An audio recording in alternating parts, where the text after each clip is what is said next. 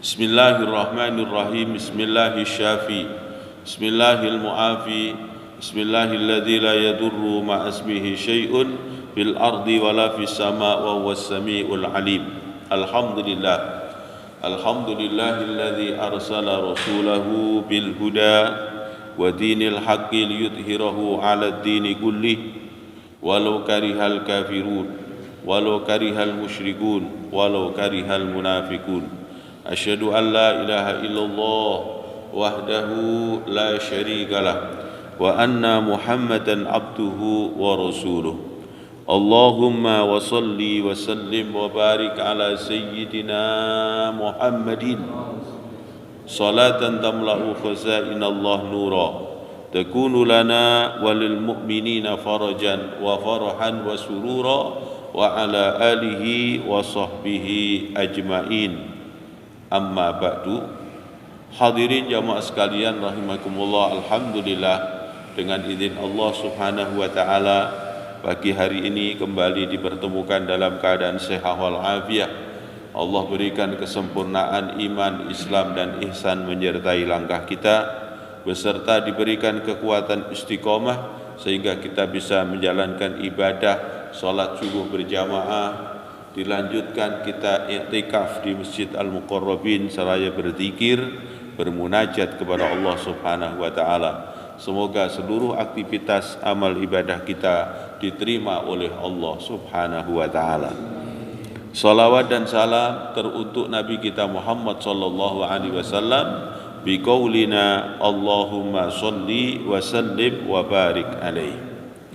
Hadirin jamaah sekalian rahimakumullah, kita lanjutkan taklim kita pembahasan tentang hadis-hadis Nabi yang semuanya yang tertera di dalam kitab ini nanti ada 313. Dimulai dari hadis-hadis yang bermulaan dengan huruf hamzah. Qala Rasulullah sallallahu alaihi wasallam utitu jawami al-kalim. Nabi Muhammad sallallahu alaihi wasallam bersabda, utitu jawami'al kalim. Allah Subhanahu wa taala memberikan satu kesempurnaan kepada baginda Nabi Muhammad sallallahu alaihi wasallam. Kemudian Nabi Muhammad sallallahu alaihi wasallam diberikan oleh Allah dari kesempurnaannya itu segala macam bentuk perkataan-perkataan. Nabi Muhammad sallallahu alaihi wasallam diberikan kesempurnaan dari pembicaraan atau perkataan-perkataan tersebut. Bahkan Nabi Muhammad sallallahu alaihi wasallam ketika diutus oleh Allah Subhanahu wa taala, diutusnya adalah kafatal linnas. Diutusnya adalah kepada seluruh umat manusia. Tidak sebagaimana anbiya-anbiya sebelum Nabi Muhammad sallallahu alaihi wasallam hanya ada keterbatasan dalam artian hanya kepada satu kaum tersendiri. Seperti banyak sekali adalah ketika seorang anbiya terutus ada hanya di sekitar Bani Israel dan lain sebagainya. Namun ketika baginda Nabi Muhammad sallallahu alaihi wasallam diutus oleh Allah kafatal linnas, jadi semua manusia. Kemudian dengan kondisi manusia di seluruh alam jagat raya ini, ketika Nabi Muhammad sallallahu alaihi wasallam diutus, kemudian setiap manusia, kelompok-kelompok, suku-suku dan bangsa-bangsa ini mempunyai kalam-kalam atau pembicaraan-pembicaraan dengan bahasa yang berbeda. Nabi Muhammad sallallahu alaihi wasallam diberikan kesempurnaan dari sisi itu. Ini diantara kesempurnaannya adalah baginda Nabi Muhammad sallallahu alaihi wasallam. Dan juga dari kesempurnaan baginda Nabi Muhammad sallallahu alaihi wasallam, semua makhluk-makhluk Allah ini bil barokah dari kemuliaan Nabi Muhammad dan juga kemukjizatan yang Allah berikan kepada Nabi Muhammad sallallahu alaihi wasallam, semua diberikan oleh Allah kekuatan untuk berbicara bersama dengan Nabi Muhammad adalah bilughatul Arabi, yaitu dengan menggunakan bahasa Arab. Banyak kisah-kisah yang sudah kita ketahui dan juga sudah diterangkan oleh para salaf-salaf kita, para ulama-ulama kita. Ada dob ya, atau biawak juga bisa berbahasa Arab, diajak berbicara dengan Nabi Muhammad SAW. Kemudian ada juga burung yang mengadu kepada Nabi, yaitu burung merpati mengadu kepada Nabi dengan menggunakan bilughatil Arabiyah, yaitu ketika anaknya itu diambil oleh seorang sahabat, dia mengadu kepada Nabi Muhammad sallallahu alaihi wasallam. Artinya Nabi Muhammad diberikan kesempurnaan di dalam memahami perkataan-perkataan itu. Kalau dulu kita mendengar cerita Nabi Sulaiman alaihissalam, ya, bisa komunikasi dengan banyak sekali. Ada burung huhud bisa diajak bicara. Kemudian pasukan dari Nabi Sulaiman bermacam-macam. Bahkan Nabi Sulaiman pun bisa percakapan-percakapan namal, percakapan-percakapan semut bisa didengar oleh Nabi Sulaiman. Bahkan Nabi Sulaiman faham juga tentang percakapan ini. Ini Nabi Muhammad sallallahu alaihi wasallam, Sayyidul Anbiya wal Mursalin. Nabi Muhammad adalah junjungan dari para anbiya wal mursalin, sehingga Allah memberikan jauh lebih sempurna, jauh lebih istimewa dibandingkan para anbiya-anbiya yang lain. Jadi apa yang Allah berikan kepada Nabi Sulaiman, Allah berikan juga kepada Nabi Muhammad sallallahu alaihi wasallam. Ini Allah memberikan kesempurnaan kepada Nabi Muhammad, diberikan segala macam perkataan-perkataan itu bisa dimengerti oleh baginda Nabi Muhammad sallallahu alaihi wasallam. Cuman yang Allah kehendaki di dalam komunikasi dan juga turunnya Al-Qur'an, yang dikehendaki oleh Allah memang bilughatil Arabiyah. Dan seluruh umat manusia di alam jagat raya ini yang menyatakan dirinya seorang muslim, seorang mukmin, ya, yang ittiba kepada Nabi Muhammad sallallahu alaihi wasallam, yu'minu nabi, iman kepada Nabi Muhammad, semuanya bisa mengucapkan kalimat yakni lughatul Arabiyah. Disatuin dengan satu bahasa yang sama, di mana ketika kita diberikan satu kewajiban melaksanakan sholat, bahasanya satu, bilughatul Arabiyah, dengan bahasa Arab. Walaupun orang tinggal di satu perkampungan di daerah yang terpelosok, asalkan dia sudah iman kepada Allah, iman kepada Nabi Muhammad SAW, menjalankan syariatul Islam, pasti dia adalah mengerti, bisa untuk mengucap dengan bahasa Arab. Karena apa? Ada keharusan, ada satu perintah yang ini tidak bisa ditawar. Di saat kita melaksanakan ibadah sholat, mesti dengan menggunakan lughatul Arabiyah. Dalam kajian-kajian ilmu fikih yang sudah kita pelajari, la yasluhu fis shalah, tidak layak, tidak sah untuk melaksanakan sholat ataupun yang dilakukan di dalam sholat illa takbir wa qiraatul Qur'an wa tasbih. At-takbir bilughatul Arabiyah, wal Qur'an bilughatul Arabiyah, wa tasbih bilughatul Arabiyah. Ini adalah di antara kesempurnaan menjadi umat Nabi Muhammad sallallahu alaihi wasallam. Kemudian hadis yang kedua, Rasul sallallahu alaihi wasallam bersabda, ittaqillah fima ta'lam, bertakwalah kepada Allah Subhanahu wa taala fima, dalam segala perkara ta'lamu, yang kau ketahui. Artinya apa? Di dalam segala hal, di dalam segala kehidupan ini, kita diperintah oleh baginda Nabi untuk mendasari takwa kepada Allah Subhanahu wa taala. Artinya takwa apa? Yang selalu disampaikan oleh para khatib-khatib setiap hari Jumat, wasiat itu disampaikan kepada kita, ittaqillah, ittaqillah, bertakwalah kepada Allah. Yakni takwa yang dimaksudkan imtithalu awamirihi wajtinabu nawahi. Kita disuruh menjalankan perintah-perintah itu dengan segala macam kemampuan kita ketika kita sudah mengetahui mana itu perintah. yaitu harus kita jalani semaksimal mungkin. Mana itu larangan yang harus kita jalani semaksimal mungkin. Jangan seringkali kita adalah terbawa kehidupan yang dulu dilakukan oleh kaum Yahudi. Ya, boleh dikatakan yu'minu bi ba'dil ayati wa yakfuru bi ba'dil ayah. Yaf'alu bi ba'di ma yu'maru, yaitu dia adalah percaya kepada sebagian ayat-ayat Allah, kemudian dia mengingkari sebagian ayat Allah. Dia mengamalkan sebagian yang diperintah oleh Allah dan dia meninggalkan sebagian dengan apa yang diperintahkan oleh Allah. Disuruh bertakwa, menjalankan secara komitmen apa yang diperintahkan oleh Allah kepada kita, seberat apapun kita usahakan untuk kita jalani. Kemudian larangan tersebut, seberat apapun untuk menjauhi larangan itu harus kita jauhi. Itulah diantaranya yang Rasulullah pesankan untuk bertakwa kepada Allah, ya sesuai dengan kondisi kapasitas kita, punya pemahaman, punya pengetahuan. Makanya diperintah juga dalam hadis yang lain, Rasul menyatakan ittaqillah haitsu ma kunta. Bertakwalah kepada Allah di mana saja kita berada.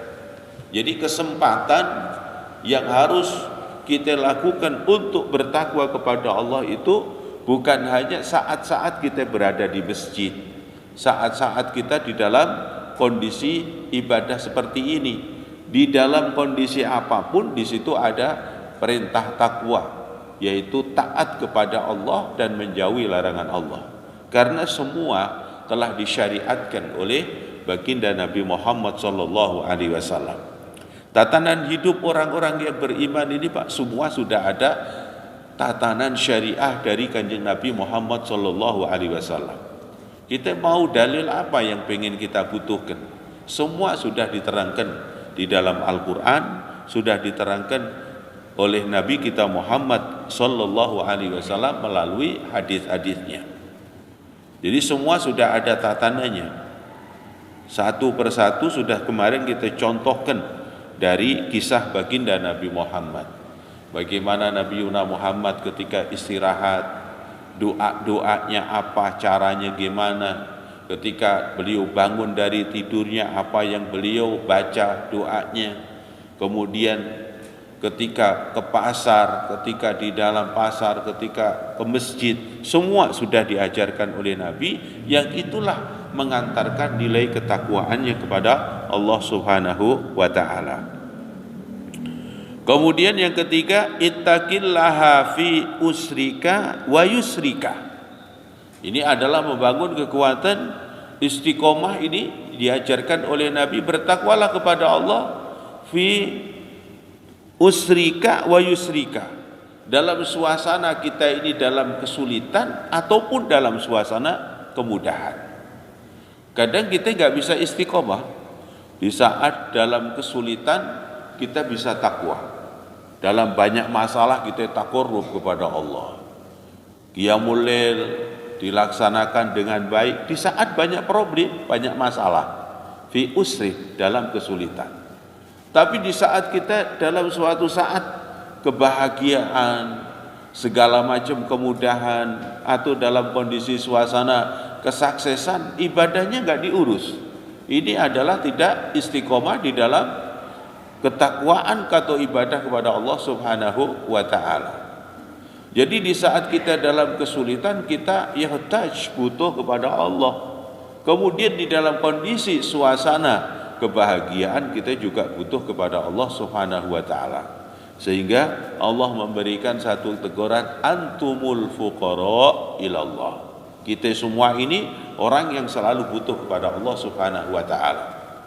Dalam kondisi sehat walafiat kayak gini, kita butuh kepada Allah agar kesehatan ini selalu disempurnakan oleh Allah, menjadikan asbab mudahnya kita untuk ibadah kepada Allah dengan kondisi sehat.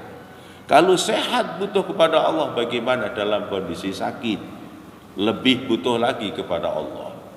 Di saat kita rizkinya banyak, kita butuh dengan Allah agar rizki tersebut selalu dalam keberkahan Allah Subhanahu wa ta'ala.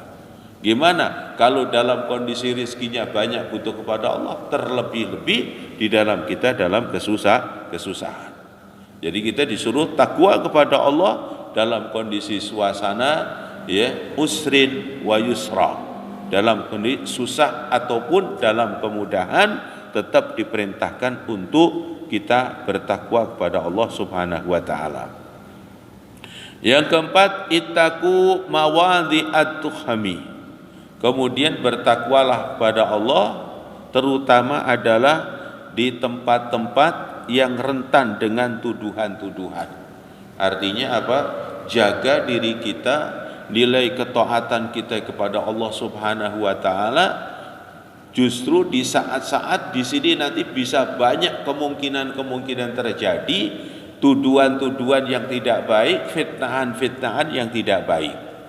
Maka Rasul Shallallahu Alaihi Wasallam pernah memberikan satu peringatan kepada umatnya ini, kalau kita ini berada di tempat-tempat yang tidak baik, maka mintalah perlindungan kepada Allah.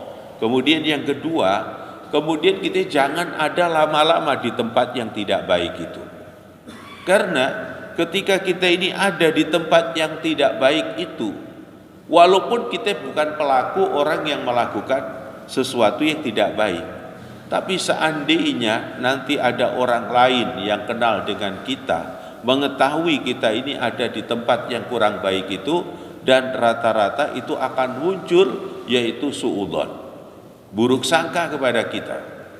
Satu misalnya kita itu melewati satu tempat, di tempat ini adalah tempat orang yang penuh dengan maksiat kepada Allah. Misalnya di tempat itu tempatnya adalah tasyrabul khamr, orang pada suka minum khamr di situ. Kemudian di tempat itu adalah banyak orang melakukan adalah makanuz zina, orang suka melakukan zina di tempat itu. Padahal kita tidak melakukan apa-apa di situ. Kita bukan termasuk pelaku melakukan perbuatan zina, kita bukan termasuk orang-orang yang tasyrabul khamr, minum minuman keras, tapi kita ada di tempat yang di situ banyak orang melakukan. Apa yang terjadi ketika orang tersebut melihat kita ada di situ? Mereka akan muncul suudzon bahwa kita bagian dari mereka yang melakukan keburukan itu. Makanya di saat di tempat-tempat yang buruk, minta isti'adzah perlindungan kepada Allah. Jangan sampai terbawa dengan keburukan-keburukan itu. Terus yang kedua, jangan sampai lama-lama di tempat itu. Nabi Muhammad juga memberikan satu bimbingan ke pasar. Ke pasar ini kalau dilihat zahirnya itu masih banyak kebaikannya. Artinya orang banyak membutuhkan sesuatu adanya di pasar.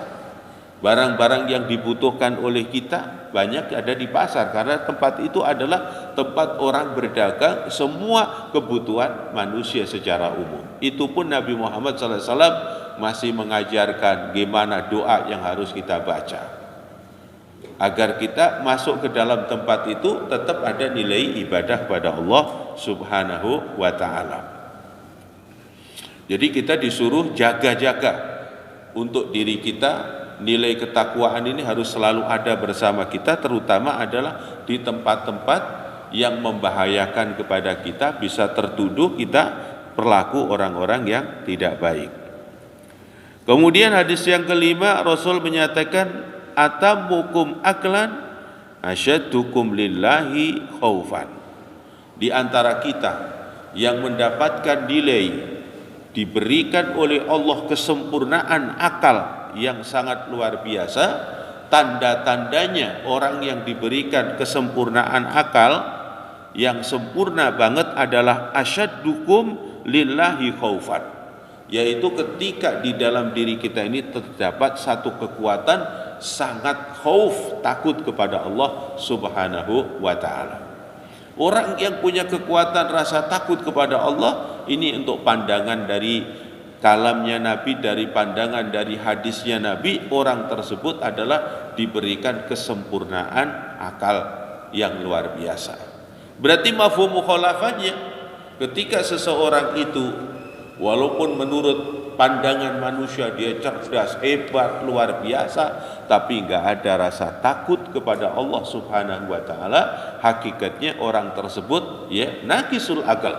Akalnya berkurang.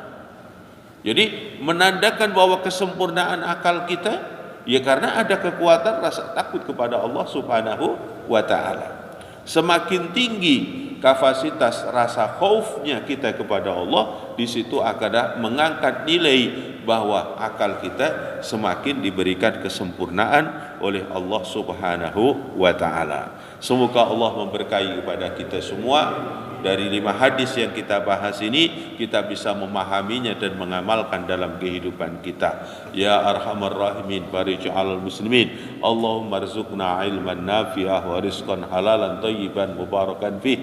Allahumma la tada' fi majlisina hadza dzamban illa ghafarta, hamman illa farajtah, maridan illa syafaita, wa la daynan illa qadaita, hajatan min hawaijid dunya wal akhirah illa qadaitaha wa yassartaha ya arhamar rahimin. Allahumma ighfir lana wal muslimin warhamna wal muslimin wa afina wal muslimin wa ahfadna wal muslimin wa qina wa iyyahum min syarri masaibid dunya waddin. Rabbana atina fid dunya hasanah fil akhirati hasanah qina adzabannar. Sallallahu ala khairi khalqi walhamdulillahi rabbil alamin. Assalamualaikum warahmatullahi wabarakatuh.